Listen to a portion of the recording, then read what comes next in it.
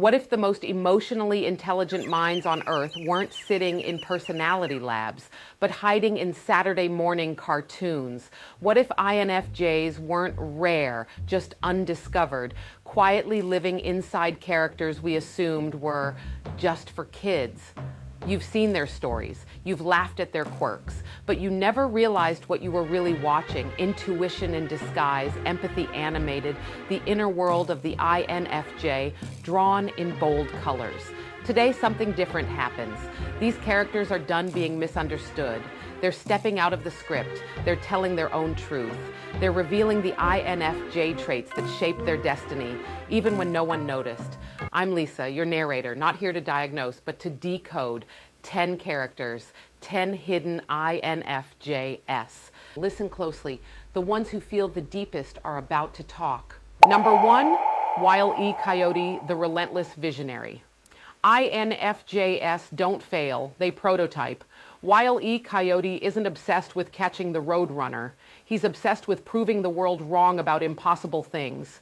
Visionaries are often mistaken for fools until the vision works. I was never chasing a bird. I was chasing proof. They called me Wile E. Coyote, as if failure was my species. Every blueprint that blew up was a lesson written in smoke. My gift was not speed, it was vision. I could see the path before it existed, and I kept building until the world caught up. People remember the fall. I remember the moment right before it, when the idea clicked and I knew I was closer. You can laugh at the crash. I'll keep the data. I learned that purpose survives the blast. I learned that evolution is stubborn. And I learned that the mind that refuses to stop is already winning. What if the real plot twist isn't who these characters are, but what they've been teaching you about yourself? Number 2, Lisa Simpson, the idealist. The world calls her dramatic. I call her awake. Lisa Simpson isn't searching for attention. She's searching for alignment. When your morals sit higher than society's standards, you stand alone. Some call me a buzzkill. I call it conscience. I'm Lisa Simpson. I grew up in a loud house and became fluent in quiet. While everyone reached for easy laughs, I reached for meaning. I see systems, hypocrisies, patterns that repeat because no one wants to change. It's lonely to care this much. It's heavy to be young and still carry a map of right and wrong. But the saxophone taught me breath, and books taught me courage. I don't rebel to be seen. I rebel because I can't pretend. The world will always ask you to look away. I was born without that switch. Number 3, Elsa, Frozen.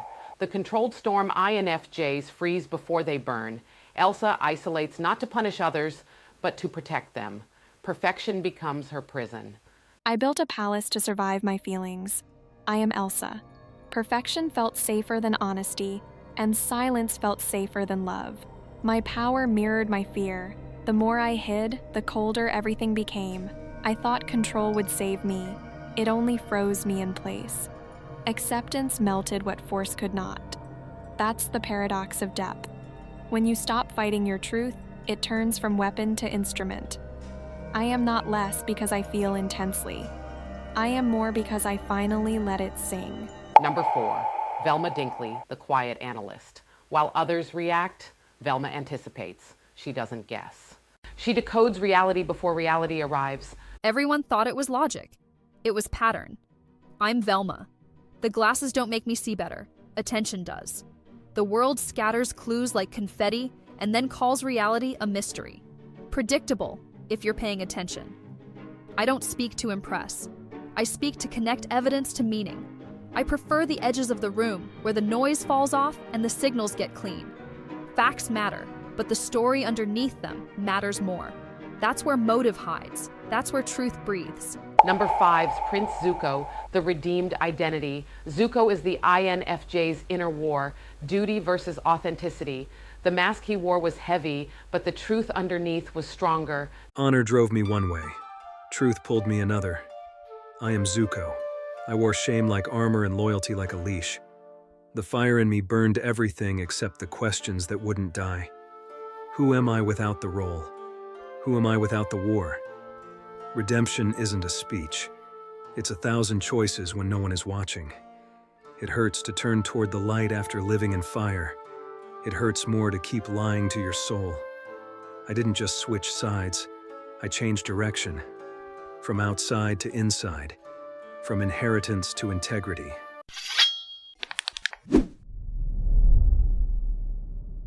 Number 6, Batman, the shadow healer.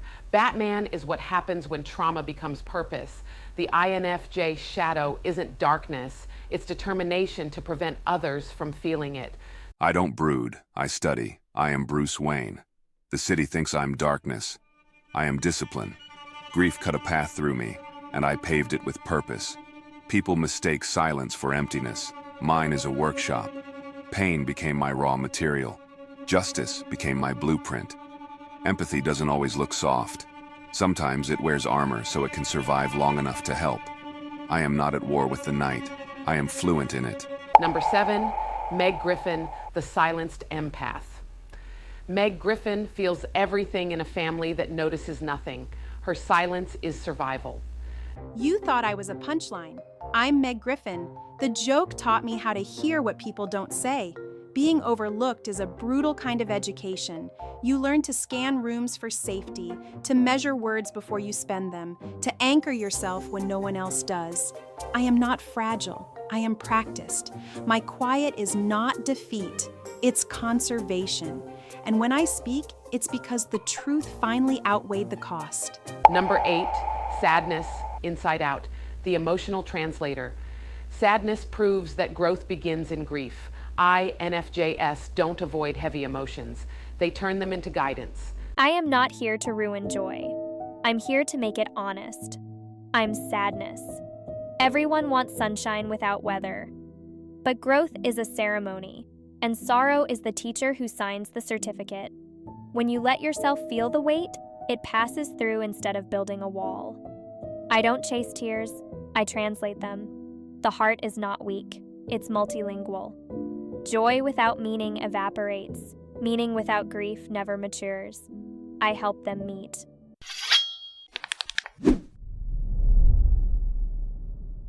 Number 9, Eeyore, Winnie the Pooh, the stoic soul.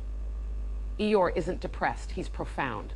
He has tasted peace that doesn't rely on applause. I never expected much. I expected reality. I'm Eeyore. The house falls down. We put it back up. The tail falls off. We find it again. I'm not pessimistic. I'm patient. Melancholy isn't a failure of spirit. It's an honest reading of the sky. Some days are gray. That's all. People think resilience is fireworks. Often it's a small nod, a steady step, a life rebuilt without a speech. I am not bright. I am steady. There's a difference, and it matters. And finally, number 10, Remy, Ratatouille, the visionary creator. Remy sees what others can't taste yet. Creation is his language. Purpose is his appetite. I could smell possibility. I'm Remy. Everyone saw a rat. I saw flavors having conversations. To create is to argue with limitation until it says yes. I didn't want fame. I wanted the right note at the right moment, a dish that tells the truth about what ingredients can become together. Vision is a risky appetite. You'll be told to stay in your lane. I was born without lanes. Craft is my rebellion. Meaning is my recipe. Maybe INFJs aren't rare at all. Maybe they've been teaching us emotional intelligence since childhood. We just weren't listening. So now the real question, which one of these characters felt a little too familiar, and who did I miss? Drop your guess for part 2. And if you want to keep discovering the INFJ energy hiding in the world around you, you know what to do. Subscribe. Because this story, we're just getting started.